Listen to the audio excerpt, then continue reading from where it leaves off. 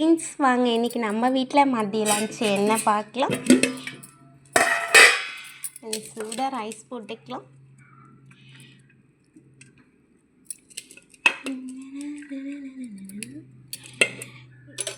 இது பார்த்திங்கன்னா முருங்கைக்கீரை பாருங்கள்.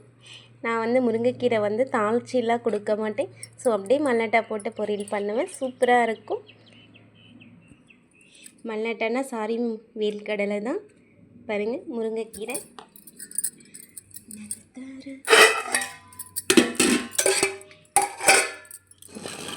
இது பார்த்தீங்கன்னா முருங்கைக்கீரை ரசம் பார்க்க போதே நல்லா இருக்குல்ல பாருங்கள்.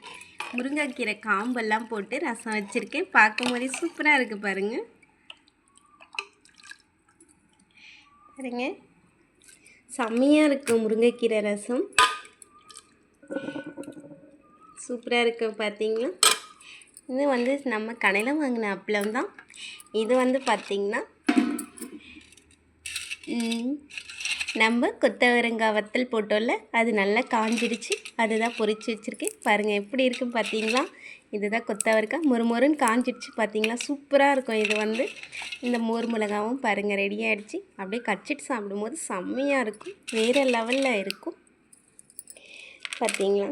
நல்லா இருக்கும். கொத்தவரங்காய் பாருங்கள் எப்படி இருக்குன்னு பார்த்தீங்களா. இது பொதுவாகவே கடையிலலாம் நம்ம இந்த தள்ளு வண்டியிலலாம் கூழ் வச்சுருப்பாங்க. அவங்கக்கிட்ட கேட்டிங்கன்னா இந்த கொத்தவரங்காய் வத்தல் இருக்கும், அங்கே வச்சுருப்பாங்க பாருங்கள். அந்த மாதிரி இருக்குது பார்த்தீங்களா. இதுதான் கொத்தவரங்காய். கொஞ்சம் கஷ்டமாக தான் இருக்கும், ஆனால் ஈஸியான வேலை தான். நம்ம எப்போ வேணுமோ அப்போ 4 பொரிச்சு எடுத்துக்கலாம். வேறு லெவலில் இருக்குது பார்த்தீங்களா. சூப்பராக காஞ்சிடுச்சு. நல்லா கலகலன்னு சவுண்டு வருது பாருங்கள்.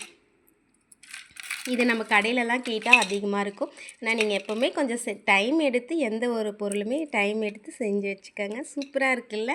ஸோ இந்த சாப்பாடு யார் யாருக்கு பிடிக்குன்னு சொல்லி கமெண்ட் பண்ணுங்கள். Okay bye.